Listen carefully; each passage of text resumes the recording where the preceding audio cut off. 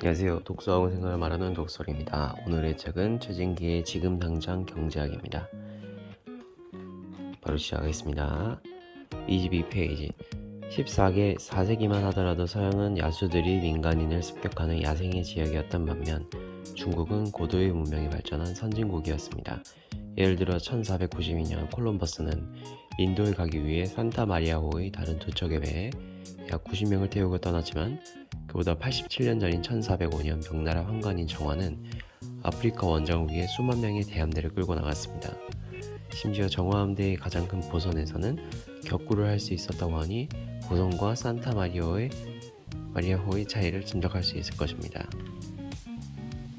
40페이지 대기업이 은행을 보유할 수 없게 한 금산분리제도 대기업의 문어발식 경영을 막기 위한 출자 총액 제한 제도는 자본의 힘으로 중소기업과 불공정한 경쟁을 하는 것을 막기 위한 정책입니다. 145페이지 토지는 수요가 증가해도 공급을 무한정 늘릴 수는 없습니다. 특히 강남 부동산은 공급을 늘리기 힘들기 때문에 가격 상승폭이 큽니다. 196페이지 우리나라 경기순환 주기는 통계청 발표에 의하면 우리나라의 경기순환 주기는 약 50개월이고 이중 확장기는 31개월, 수축기는 19개월로 확장기가 수축기보다 긴 것으로 나타났습니다. 197페이지 미국 대공황 시작되기 전에 388이 고점이던 다우지수는 약 3년 만에 41포인트로 떨어졌습니다. 90% 하락했습니다. 제조점, 특히 자동차와 건설업의 제조업, 특히 자동차와 건설업의 둔화로 실질 GNP는 29% 감소되었습니다. 실직자가 3천만 명이 넘었으면 실업률은 25%까지 치솟았습니다. 2만 5천 개 은행 중 9천 개가 파산했습니다. 이런 상황은 뉴딜 정책이 있은 후 10년 동안 지속되었습니다. 주식 시장은 25년이 지나서야 회복이 되었습니다. 참고로 우리나라 외환위기 당시 우리나라는 국내 총생산 GNP가 5.5% 감소하고 실업률이 6.8% 정도였는데 매우 힘들었습니다. 217페이지 어음이란 기업이 물건을 구입한 후 바로 대금을 결제하지 않고 언제까지 대금을 지불하겠다고 대신 써주는 약속 증서입니다. 채권이란 발행기관에 따라 회사가 발행한 회사채, 공공기관이 발행한 공채, 정부가 발행한 국채가 있습니다. 공채와 국채를 합해 국공채라고 하며 회사채와 국공채를 합해 공사채라고 합니다. 채권은 어음과 다음과 같은 차이가 있습니다. 채권은 돈을 빌리며 발행한 유가증권입니다. 어음은 책 같은 물품을 판매한 대금을 받지만 채권은 돈을 빌려준 대신에 받는 것입니다.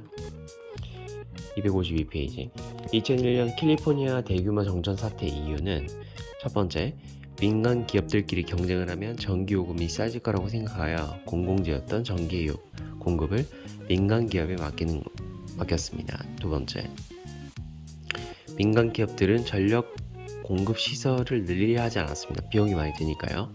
세 번째, 전력 소비는 증가하는데 공급 시설은 확충되지 않았습니다. 네 번째, 수요 공급 원리에 따라 민간 기업들은 전기요금 인상을 주장했습니다.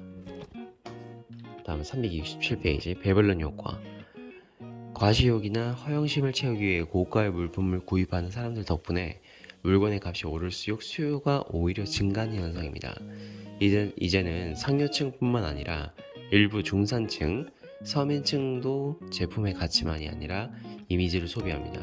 그래서 제품 회전이 빨라져 소비가 활성화되었고 이로 인해 초과 공급에 의한 대공황이 다시 일어나지 않는다는 주장이 있습니다. 어떻게 보면 사치품을 좋아하는 베벌린 효과는 경제를 이끌어가는 원동력이 될 수도 있을 것입니다. 그런 점에서 베벌린 효과는 마냥 나쁜 것으로 비판할 수는 없을 것입니다. 여기서 제가 전반적으로 읽었던 생각은 경제 전반적인 이론적인 내용에 대해서 잘 알 수 있는 책이었습니다.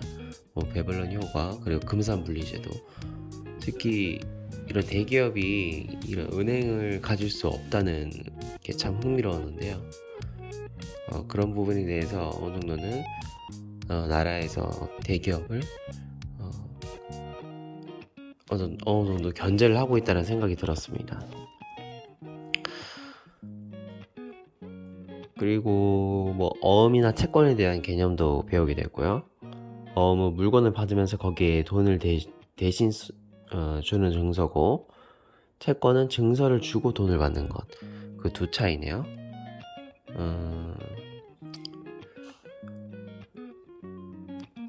지대너니앗이라는 그 최서장 저자의 책이 있는데 그 부분도 좀 기억에 남습니다.